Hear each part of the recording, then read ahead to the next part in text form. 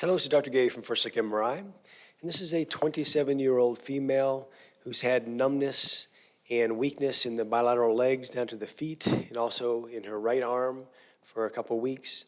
She went to the emergency room complaining that she's having difficulty walking because of balance issues, and they decided to set her up with a neurologist eventually, but they don't have a neurologist yet, and it can take sometimes 4 or 6 months even to get in to see a neurologist.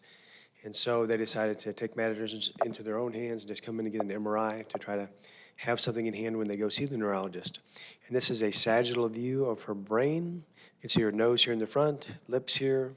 Her symptoms are fairly typical for multiple sclerosis, at least that's what it sounded like clinically. And indeed, we see some evidence of MS. So this is her corpus callosum, this dark band that joins the right and left sides of the brain together. And with MS, we look really closely at the corpus callosum, or the white matter just adjacent to that, and she does have a little tiny speck right there that looks typical. If we go off to the left and then back off to the right, we see that she has another one that's classic right here, a linear band coming off this, and this is really classic for MS. If we look on this axial view here, this is called a flare sequence. We see right there MS plaque, that bright spot. Very small lesion there. We call this the periventricular or pericallosal white matter because the corpus callosum is this band, and MS likes to come right off adjacent to that.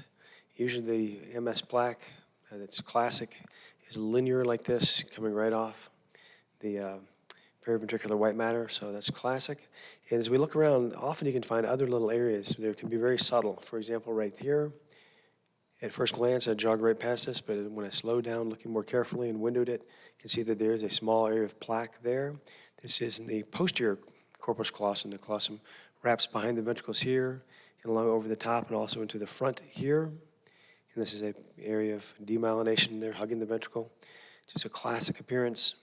And as we go on down, we'll find something else down low. The MS likes the brainstem and cerebellar hemispheres. The brainstem looks pretty good. This is our pons.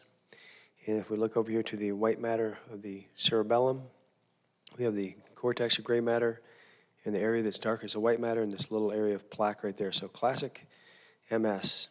Now, one thing that was most striking when I'm showing the case is her spinal cord. Sometimes you can have involvement of the spinal cord. Usually it's just a small area along the back. But in this case, we see this diffuse, foggy, heterogeneous signal expanding the spinal cord. Normally it would look like about this, dark and uniform, surrounded by white fluid. Here it's expanded, so we don't even see the CSF surrounding it, and heterogeneous, and the entire cord that we see, almost the entire cord is expanded and involved. This is a flare view where we happen to do some of the upper spinal cord, and we see this diffuse involvement. And now if we did not know she had MS, we call this transverse myelitis, which is just a nonspecific inflammation and sometimes expansion of the cord. But transverse myelitis can also be from multiple sclerosis, and since she has these lesions in her brain, this is almost for sure associated with that. Normally MS, though, will involve the dorsal columns or the back of the spinal cord. So this is a little bit atypical, and then it's diffusely involving the cord, expanding it, which is transverse myelitis. But so this is a case of MS, and then this significant cord involvement probably related to MS. And so she needs to get an MRI of the whole spinal cord with and without contrast as the next step, and then we'll be able to see the involvement of the cord, what's enhancing, and then when she gets her drug treatments, they'll be able to compare the original exam to the post-treatment exam images and see how she's responding. And that's it. Thank you very much.